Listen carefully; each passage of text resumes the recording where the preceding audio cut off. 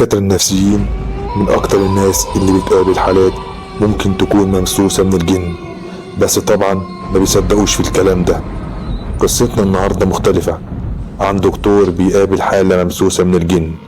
في الأول ما بيصدقهاش، لكنه بيكتشف بعد كده المفاجأة الغير متوقعة، وهي اسمع القصة للآخر علشان تعرف قصة شمس ولا الجن. لو عجبك الفيديو اشترك في القناة وفعل زر الجرس عشان يوصلك كل جديد. الدكتور بيحكي ويقول: أنا اسمي دكتور أشرف، وأنا دكتور نفسي، وأنا بفضل الله دكتور شاطر جدا، وكل يوم بيجيلي ناس من كل ناحية، وبيحصل مواقف غريبة جدا ممكن محدش يصدقها أو يفهمها، علشان أصعب مرض هو المرض النفسي، مرض صعب جدا. المهم في يوم جاتلي في العيادة بنتي في سن 20، وقلت لها بتعاني من ايه؟ قالت لي يا دكتور انا هقول لك على حاجات، بس هطلب منك طلب واحد قبل ما اتكلم. قلت لها طبعا اتفضلي، ايه هو الطلب؟ قالت لي انك تصدقني. قلت لها انا هنا علشان اصدقك، وما تقلقيش هصدقك. قالت لي انا بشوف عيون حمرا كل يوم قبل ما انام، وكل ما اولع نور الاوضه العيون دي بتختفي. وجيت في مره لقيت عيون قدام عيني بالظبط، وشفت جوه العيون دي حاجات حصلت حقيقيه. قلت لها شفت ايه؟ قالت لي شفت شقه بتتحرق. وفعلا اول ما صحيت من النوم لقيت الشقه اللي في البيت اللي جنبي بتتحرق. وشفت واحد كان بينتحر، وشفت واحده قتلها جوزها، وشفت ناس كتير لابسه اسود وماسكين اطفال وبيقتلوا. واخر حاجه شفتها اني انا هقتل حد وبعد كده هقتل نفسي. قلت لها مين الحد اللي هتقتليه ده؟ قالت لي معرفش هو مين علشان وشه ما كانش واضح. قالت لي يا دكتور انا عارف ان ممكن ما تصدقنيش، لكن لو عايز تصدق انا ممكن اوريك حاجات كتير هتحصل، وممكن تروح تتأكد منها بنفسك النهاردة.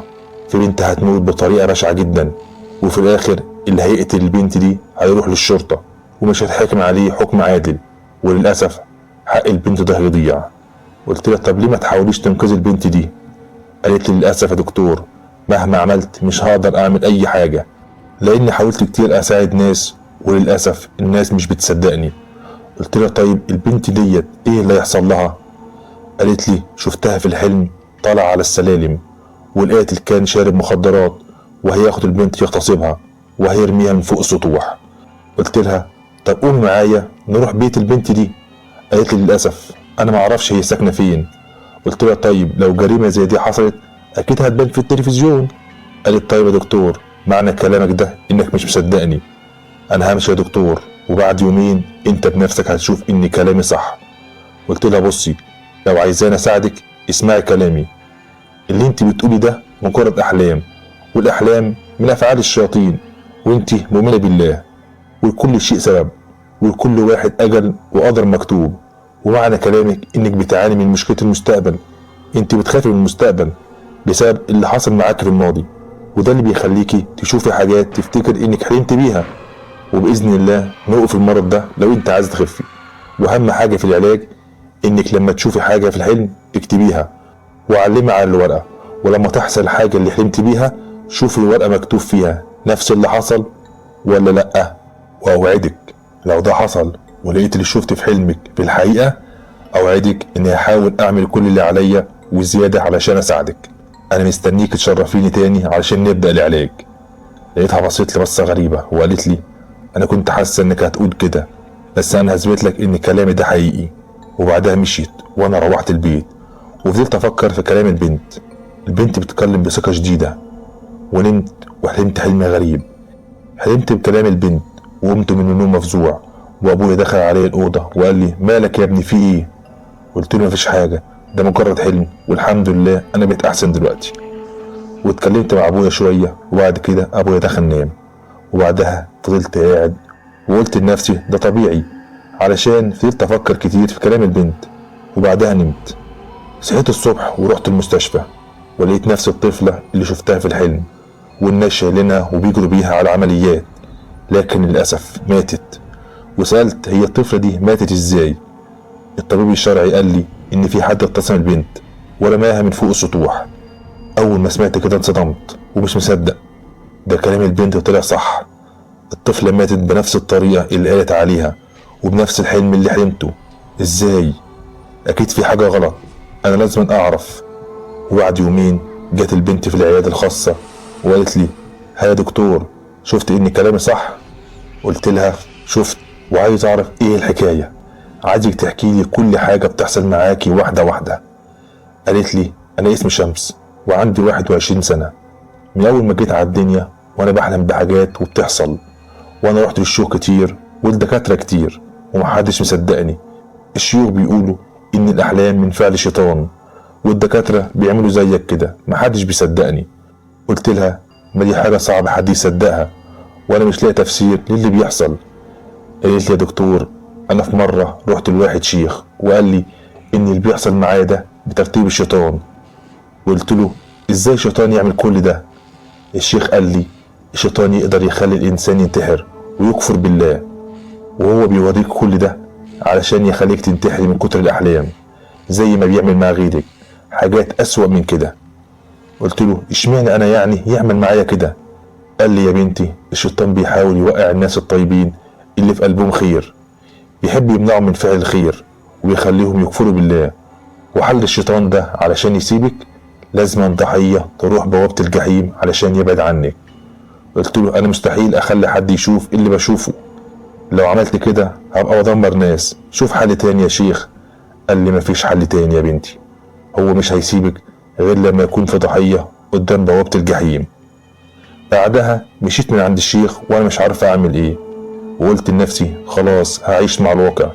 بس لما شفت نفسي بقتل حد وبعدها قتلت نفسي، قلت اروح اكشف تاني واروح للشيوخ في المساجد، وبرضه مفيش فايدة يا دكتور. قلت لها: طيب يا شمس، دلوقتي مفيش حل غير ان يكون ليك بديل. طبعا لو عملنا كده انت هتخفي علشان هيبقى في حد تاني في نفس اللي انت فيه ده، وطبعا ده مش حل. بص يا شمس، عايزك تديني عنوان الشيخ ده وانا اروح له واتكلم معاه، يمكن يكون في حل تاني، وفي نفس الوقت هروح للشيوخ تانية انا اعرفها وان شاء الله خير. وفعلا خدت العنوان ورحت للشيخ، وكان الشيخ ده قاعد في بيت قديم قوي، والبيت شكله غريب جدا ومخيف. رحت خبطت على الباب ولقيت الباب اتفتح، ولقيت الشيخ واقف قدامي بيقول لي: نعم يا ابني، عايز حاجة؟ قلت له: الصراحة انا عايز اتكلم معاك شوية في موضوع مهم. قال لي: طيب اتفضل ادخل. ودخلت البيت، والبيت كان فاضي ومفيهوش غير كتب كتير، وشكل الكتب دي اثرية، والكتب دي مش موجود منها في العالم. استغربت شوية وقلت عادي، هو مش ساحر، اكيد سرق الكتب دي. وبعدها لقيت الشيخ بيقول: انت جاي علشان موضوع شمس؟ قلت له: انت عرفت منين؟ قال لي: يا دكتور، مفيش حاجة بتستخبى، انت دلوقتي عايز حل الشمس، وانا قلت لها الحل ومفيش غير الحل ده. قلت له: طيب انا ممكن اديك كل اللي انت عاوزه، بس بلاش الحل ده. قال لي: يا دكتور، ما تتعبش نفسك، الفلوس مش هتعمل حاجة ومش هتغير قدر الانسان، خلي شمس تسمع الكلام وتجيب حد بدلها. قلت له: يعني ده اخر حل عندك؟ قال لي: في حل تاني بس هيبقى صعب عليك. قلت له: هو الحل؟ قال لي: اني هروح عند قبر ويكون في حد لسه ميت من قريب، وانزل شمس في القبر ده، وتنام شمس جنب الميت لمدة دقيقة، وبعدها شمس هترجع زي ما كانت. قلت له: طب واحنا لما نعمل كده الاحلام والحاجات دي اللي تحصل لها هتفضل موجودة ولا لأ؟ قال لي: انت مالكش دعوة، انت عايز شمس تبقى كويسة خليها تعمل كده. قلت له: طيب انا مش هعمل اي حاجة غير لما اعرف. قال لي: بص، شمس مربوطة بجن ملعون، هو اللي بيخلي الناس تنتحر، ولما الانسان يموت يرجع بعدها لحد تاني ويعمل فيه نفس اللي اتعمل في اللي قبله. وشمس بالنسبة له عقل بيقدر يتحكم فيها ويقدر يعمل كل حاجة من خلالها، وصعب جدا يسيبها إلا لما يلاقي بديل ليها، وده شيء صعب. والمكان الوحيد اللي الجن مش بينزله هو القبر، ولما تنزل القبر هديك ورقة تحطها على الجثة اللي هتبقى جنب شمس. قلت له: انت كده هتقتل جن ولا هتعمل ايه؟ قال لي: احنا هنعمل عمل لشمس، علشان الجن ده بالذات بيحب يكون اللي مسيطر عليها تكون نقية، والعمل ده هيخلي الجن يسيبها. قلت له: طيب والعمل ده هيعمل فيها حاجة؟ قال لي: ما تقلقش، العمل ده معمول علشان ما يقدرش يوصل لها. قلت له: طب تمام، انا هروح لشمس واقول لها واشوف هتوافق ولا لا. وبعدها مشيت ورحت لشمس وقلت لها على اللي حصل. قالت لي: يا دكتور، صعب انزل القبر وانام جنب واحده ميته. قلت لها مفيش حل غير كده، وما تقلقيش انا هبقى معاكي. وفعلا بعد شهر لقينا واحده كبيره في السن ماتت. وبعد كام يوم رحنا القبر ونزلنا انا وهي، وكان معايا الورقه. خليت شمس تنام جنب الجثه، واول ما حطيت الورقه على الجثه لقيت الجثث بتتحرك، ولقيت باب القبر اتقفل، ولقيت شمس بتتحول لعظم ووشها بيتحول للون الازرق، ولقيت الجثه فتحت عينيها وقامت، وانا من كتر الرعب مش عارف اتحرك او حتى اتكلم. ولقيت الجثه قامت وقفت قدامي ورفعتني من على الارض ورمتني بكل قوه، وسمعت صوت طالع منها كان مخيف جدا، وانا فقدت الوعي. ولما فقت شفت حاجه ما كنتش اتخيلها. لقيت الجثه اختفت، ولقيت شمس عباره عن هيكل عظمي. قمت من على الارض وبصيت على شمس، لقيت كلها دود وشكلها مفزع جدا. وخرجت من القبر ورحت لبيت الشيخ. فضلت اخبط على الباب، لقيت الجيران قالوا لي مفيش حد جوه البيت. قلت لهم ازاي؟ هو مش ده بيت الشيخ مأمون؟ قالوا لي البيت ده مهجور من زمان، والشيخ ده مات من سنين. اول ما سمعت الكلام ده ما بقتش عارف افكر ولا عارف اعمل ايه. فضلت ماشي في الشارع ومش عارف اروح لمين. من كتر المشي تعبت. روحت البيت ولقيت ابويا واقع على الارض. جريت عليه وقلت قوم قوم يا ابويا، قوم معايا. ولقيت ابويا بيتشنج بشده، وبعدها فقد الوعي. اتصلت بالاسعاف، والاسعاف جت واخدت ابويا على المستشفى. ابويا دخل في غيبوبه، وفضلت اسبوع رايح جاي على المستشفى، وكل يوم ازور ابويا وارجع تاني البيت. وفي يوم لقيت رقم غريب بيتصل بيا، فتحت التليفون وقلت الو، مين معايا؟ قال لي انت الدكتور اشرف ابن الحاج سيد؟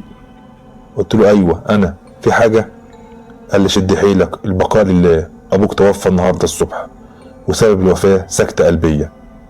التليفون وقع على الارض، ومعرفش ايه اللي حصل لي. انكسرت اول ما سمعت كده، وفضلت 3 شهور مش بخرج من البيت. وبعد الشهر الرابع لقيت حد بيخبط على الباب.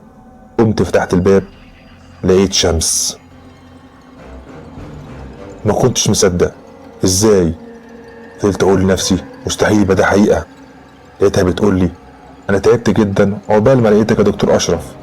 قلت لها ايه ده، انت لسه عايشه؟ قالت لي اه لسه عايشه. امال انت فاكرني ميته ولا ايه؟ قلت لها انا شفتك بعيني وانت هيكل عظمي. قالت لي يا دكتور انت بتقول ايه؟ انا اصلا ما شفتكش غير اخر مره لما كنت في المستشفى. قلت لها ازاي؟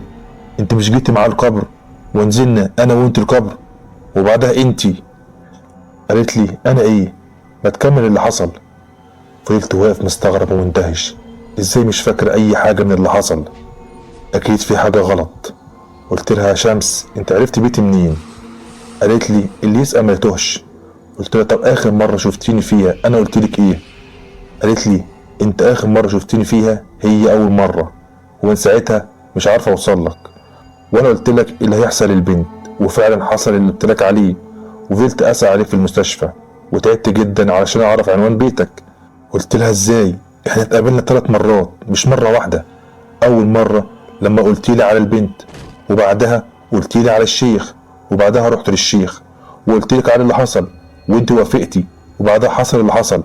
انت مش فاكره اي حاجه من الكلام ده؟ قالت لي انت عرفت منين اني رحت للشيخ؟ قلت لها انت اللي قلت لي على الشيخ. قالت لي انا ما قلتكش حاجه عن الشيخ ولا جبت سيرته قبل كده، انت اكيد كنت بتراقبني. قلت لها ابدا والله ما حصلش، انت اللي قلت لي انك رحت عند الشيخ وقال لك هات ضحيه بديل ليكي. قالت لي انت عرفت الكلام ده منين؟ قلت لها والله صدقيني انت اللي قلت كده. قالت لي طيب بص، لو انت فعلا مش بتراقبني يبقى كل اللي انت شفته ده لسه هيحصل، لازم نلحق نفسنا. قلت لها يا شمس انت رحت للشيخ امتى؟ قالت لي من سنه تقريبا. قلت لها الشيخ ده ميت من سنين، واكيد الشيخ ده هو الشيطان. قالت لي انت عرفت منين؟ قلت لها انا رحت لبيت الشيخ ولقيت البيت مهجور، والجيران قالوا لي ان الشيخ مات ومن زمان. قالت لي طيب هنعمل ايه؟ قلت لها انا لازم اروح القبر علشان اتاكد ان الست اللي في القبر مش موجوده. خليكي هنا لحد ما اجي وما تتحركيش، انا مش هتاخر. قالت لي انا هاجي معاك، انا ما ينفعش اقعد هنا. قلت لها مش هينفع تيجي معايا، لو مش عايزه تقعدي في البيت يبقى روحي لبيتك وهاتي العنوان وانا اول ما اتاكد ان الست مش موجوده هجيلك. قالت لي طيب لو رحت وما لقيتش الجثه هتعمل ايه؟ انا مش فاهمه حاجه. قلت لها انا لو رحت القبر وما لقيتش الجثه يبقى فعلا كل اللي حصل ده لسه هيحصل، وساعتها هنتصرف، بس لازم دلوقتي نتاكد من ان الست دي مش موجوده، عشان لو موجوده يبقى كده الشيطان بيحاول يشتتني ويشككني في نفسي، وانت هتبقي دلوقتي على ابواب الجحيم بين النار والارض. عشان لما نزلنا القبر كان معايا ورقه ومعمول عليها عمل، والمفروض العمل يبعد الشيطان عنك، لكن لما حطيت الورقه على جثه لقيتك بقيتي هيكل عظمي، ولقيت الجثه هي اللي قامت وبعدها الجثه اختفت وانت بقيتي هيكل عظمي. دلوقتي هروح القبر اتاكد لو الجثه مش موجوده يبقى قدامنا فرصه، لكن لو الجثه موجوده يبقى انت دلوقتي عايشه بس مجرد جسد، والشيطان بيستخدمك وبيستخدمني من العقل ويخليني ويخليك تصدقي اي حاجه، لكن كل اللي بيحصل مجرد وهم وهو السبب فيه. فهمت بقى ان لازم اروح القبر؟ قالت لي روح وانا هستناك. وفعلا رحت القبر ولقيت الجثه موجوده، وفضلت افكر، وبعد تفكير كبير قلت لنفسي وليه ما يبقاش الشيطان هو شمس؟ شمس كان في القبر اتحولت لهيكل عظمي، واللي اختفى من القبر الست الكبيره، وشمس بقت الضحيه والشيطان لبس الست التانيه، وشمس دلوقتي في عالم الشياطين، والست التانيه متجسدة شخصية شمس. كده انا عرفت الحقيقة. روحت البيت ونمت وحلمت بحلم غريب. حلمت ان ابويا كان واقف في الصالة ومعاه شمس، ولما راح المستشفى مات بسبب ان شمس ظهرت لابويا بشكل مخيف. وقمت من الحلم مفزوع، طب ليه شمس تعمل كده؟ ده اكيد هو اللي عمل كده.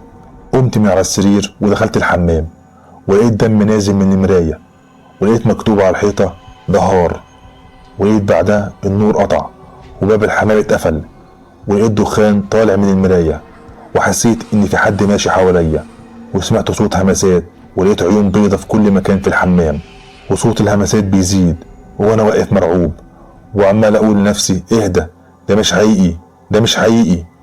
ولقيت صوت حد بيقول كون معنا ولا تكن عدو والا تكون في الجحيم.